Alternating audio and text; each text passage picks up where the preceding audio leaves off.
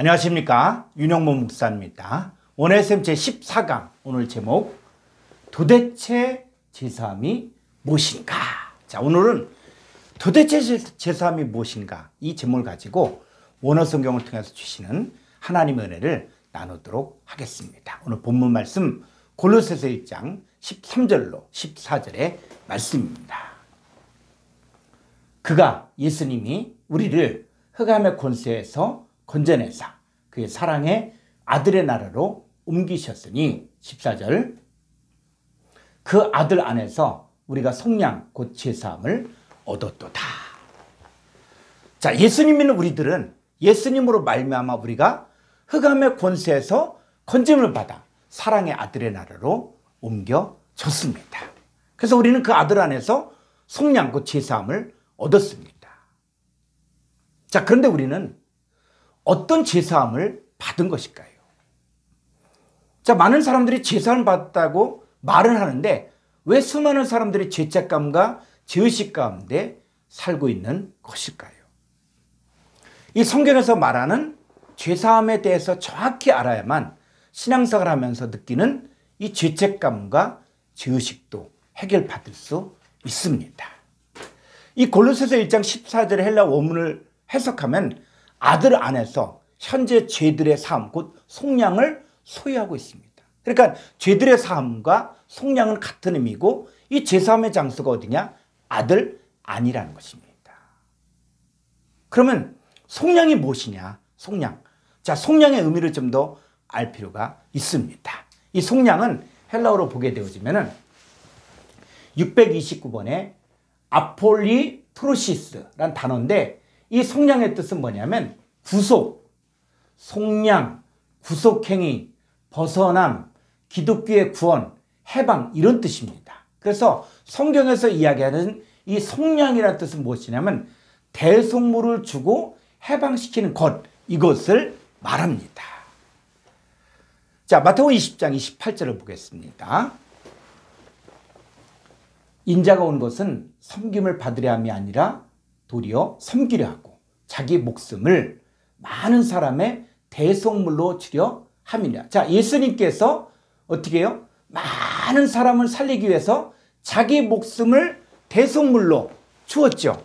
자, 그래서 예수님 영접했다는 말은 뭐냐면 예수님의 이름을 알고 예수님의 행적을 아는 차원이 아니라 예수님의 목숨을 받아 예수님과 연합하여 한 몸을 이룬 상태에서 예수님과 같은 말, 같은 뜻, 같은 마음으로 함께 사는 것을 말합니다. 그러니까 예수님 목숨을 받은 우리는 이제부터 내 목숨으로 사는 것이 아니라 예수님의 목숨으로 살아야 됩니다. 자, 예수님 목숨을 가지고 예수님의 목숨으로 사는 사람만이 구원받을 수 있습니다. 자, 마가복음 8장 35절을 보겠습니다. 누구든지 자기 목숨을 구원하고자 하면 잃을 것이요 누구든지 나와 복음을 위하여 자기 목숨을 잃으면 구원하리라. 자, 내 목숨대로 살려고 하면 망할 수밖에 없습니다. 마귀 사탄에게 종로 탈 수밖에 없습니다. 자, 예수 믿는다고 하면서 자기 목숨대로 살면 마귀 사탄에 계속 지배를 받기 때문에 죄에게 종로 타며 죄책감과 죄의식 가운데 살 수밖에 없습니다. 자, 이 과정에서 많은 신앙의 갈등과 혼란을 겪게 됩니다. 자, 로마서 8장 23절 그뿐 아니라 또한 우리 곧 성령의 처음 익은 열매를 받은 우리까지도 속으로 탄식하여 양자 될 것, 즉 우리 몸의 속량을 기다리나니. 자, 우리 몸의 속량. 자, 예수님을 영접한 후에 이 썩어짐의 종으로 탄 데서 해방되어 하나님의 자녀들의 영광의 자유에 이르기 위하여 그리스도와 함께 탄식하며 함께 겪는 고난을 통해 우리 몸의 속량이 이루어집니다. 그러니까 예수님 믿고 변화되는 것은 순식간이지만 우리의 생각과 마음이 바뀌어 그리스도와 함께한 상속자가 되기까지는 많은 과정을 통과해야 됩니다. 따라서 예수님과 복음을 위하여 자기 목숨을 잃으면 구원받을 수 있습니다. 그러니까 속량은 뭐냐? 속량은 정리하면 예수님께서 넘겨주신 목숨을 위하여 사는 사람만이 죄에서 해방될 수 있습니다. 자, 이 속량과 이 죄들의 사함이 같은 의미라고 했는데, 그럼 죄들의 사함이 무엇일까요? 죄가 무엇일까? 그랬을 때 이 죄의 시작은 첫사람 아담과 하와가 선악과를 먹은 이후부터입니다. 자, 로마서 5장 12절 보겠습니다. 그러므로 한 사람으로 말미암아 죄가 코스모스 세상에 들어오고 죄로 말미암아 사망이 들어왔나니 이와 같이 모든 사람이 죄를 지었으므로 사망이 모든 사람에게 이르렀느니라. 자, 이 본문의 내용들, 이 선악과를 먹은 결과 죄와 사망이 사람 속에 들어왔습니다.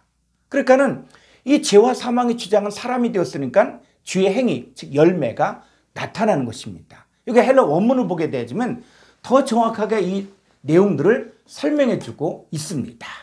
자, 디아 투토 호스페르 디 헤노스 안트로푸. 자, 한 사람을 통하여 해 하마르티아 에이스톤 코스문.